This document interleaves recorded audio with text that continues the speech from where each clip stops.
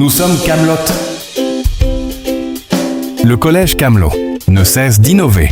Il est le seul et l'unique à point transformer les rêves de vos enfants en réalité. Au collège Camelot, nous croyons que l'éducation est une aventure. Ici, la théorie prend vie et se transforme en points expérience qui préparent nos points apprenants à conquérir le monde et le monde de demain. Rejoignez-nous pour une expérience éducative unique où chaque jour est une point occasion de grandir, d'apprendre et de point s'épanouir. Au collège Camelot, la théorie devient une point réalité éclatante. Revivez en exclusivité la journée porte ouverte. Expo Camelot du 30 avril 2025. Ici présent, nous montrer vers une scène. Un procès. Un procès. Le procès que vous voyez là-bas à Communal, tout ça. C'est ce que nous cherchons les différents ici devant vous. Vraiment, wow.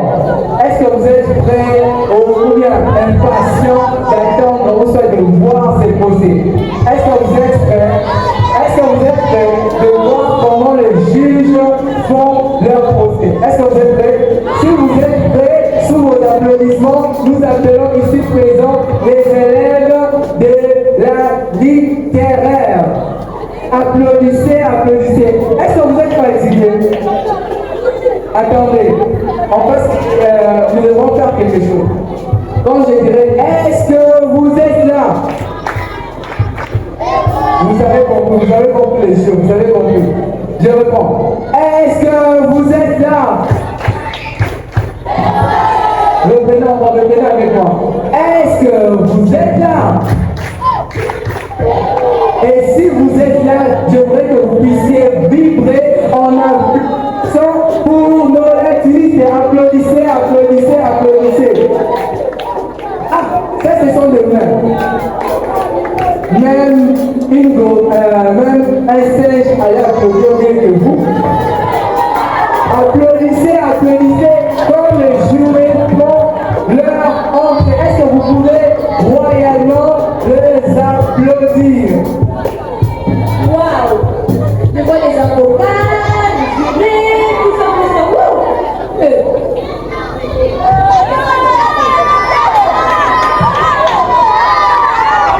Wow. Ils sont beaux, hein? Ils sont vraiment beaux. C'est ça le collège Camelot. Nous ne cessons d'innover dans cette commune de Kisanso. Sans plus attendre, nous accordons la parole à nos stars de séjour. Commencez.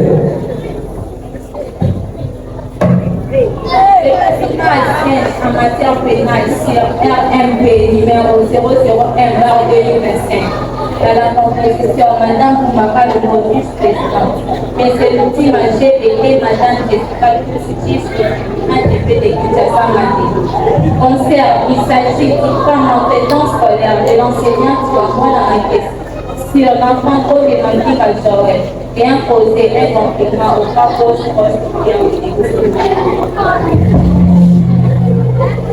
Les tribunaux de paix de Kinshasa Mandé appelle l'affaire enrôleuse sur RNP registre du ministère public numéro 001/2027 qui oppose Madame Wambona Marinon à la partie citante Madame Lorotania à la barre.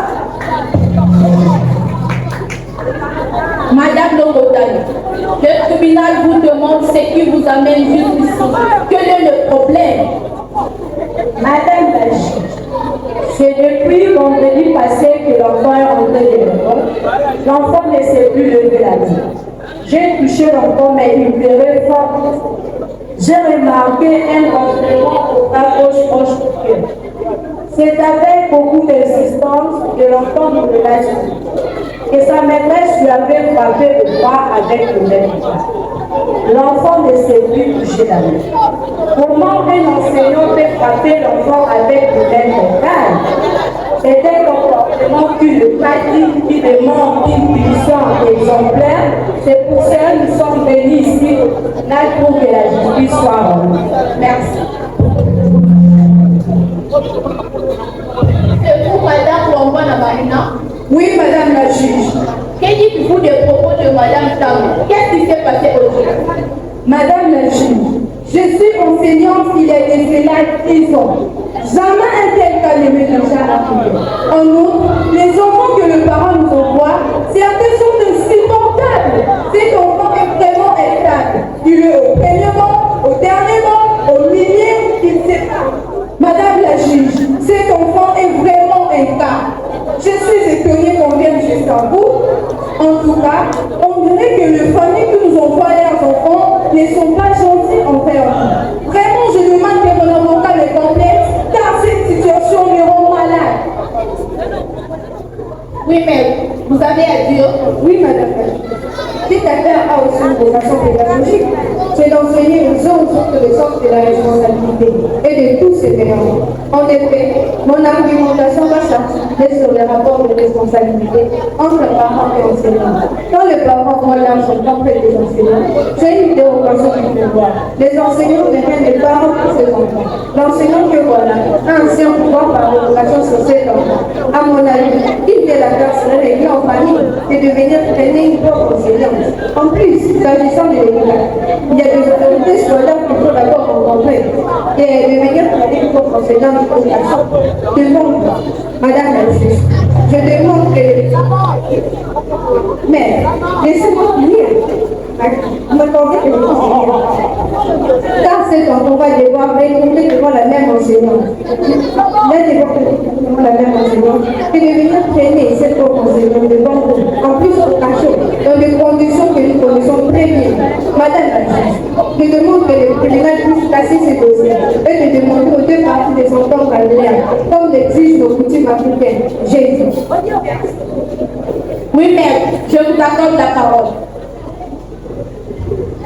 Bonsoir, Madame la juge. Oui, mais je vous accorde la parole. Merci, Madame la juge, pour le droit de la parole. Il me semble que les ambiguïtés abondent et ce silence ne fait pas avocat de cause perdue. J'ai entendu des choses qui m'ont agacé et je compte balayer d'un regard de la main. En effet, parlant de la dérogation du pouvoir, quel enseignant a su un élève, un apprenant? Ils ont mis des limites. Il y a des limites dans le pouvoir des parents qui est conféré à l'enseignant. L'enseignant ne peut pas se permettre de tout faire. Et surtout les punitions corporelles sont interdites. C'est la pédagogie policière de l'époque coloniale.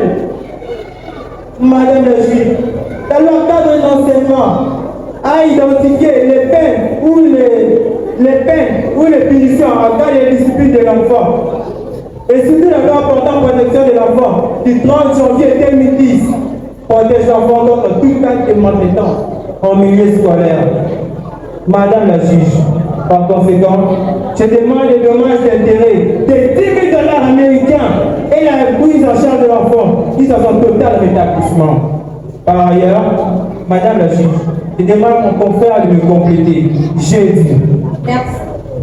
Madame la juge, cette affaire, c'est une interprétation. Pour ce jour, c'est une mise en garde sévère contre tous les autres enseignants qui ont fouetté, frappé, tapé les enfants qui sont à leur disposition. Ceci apprendra à la maîtresse, après avoir purgé sa peine, que plus jamais elle ne touchera au corps de ses élèves pour les frapper. Il a tous les moyens pour les remettre à l'ordre.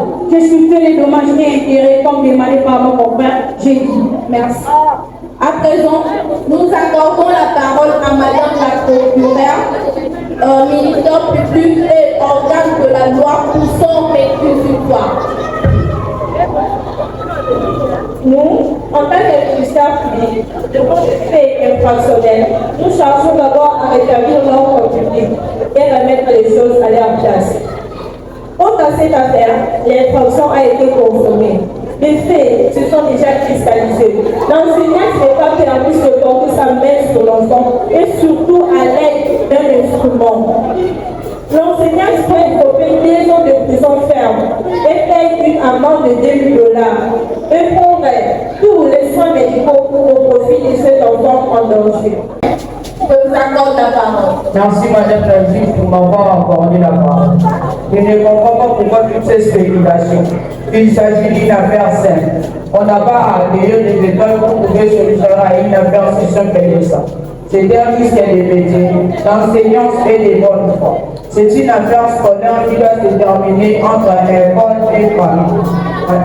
À nos parents, je ne vais pas toujours considérer les enseignants comme des adversaires, mais plutôt comme des gens avec qui doivent collaborer. Peu importe. Madame la juge, faites rentrer cette affaire dans votre tiroir et trouvons solution d'une manière pacifique. J'ai dit. Merci. Le tribunal est suffisamment éclairé. En attendant la décision du tribunal selon les conditions légales, selon le délai légal, l'affaire est prise en délibéré. La séance est levée.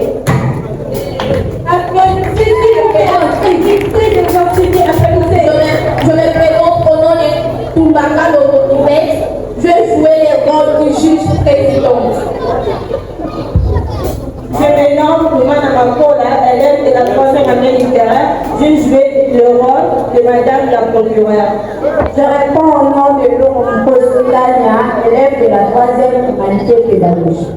Je réponds au nom de Wambon Maniese, élève de la 3e année des humanités pédagogiques. Je jouais le rôle de la maîtresse. Je m'appelle Romanilonga, élève de la 4e année du Guyana. Je jouais le rôle de l'avocat. Je m'appelle Timba Danissi. J'ai joué le rôle du avocat participé. Je m'appelle Iwapouat Kalipso, l'élève de la 1e humanité littéraire. J'ai joué le rôle de l'avocat Simon. Je m'appelle Tembo Iseka Juliette. J'ai joué le rôle des greffiers.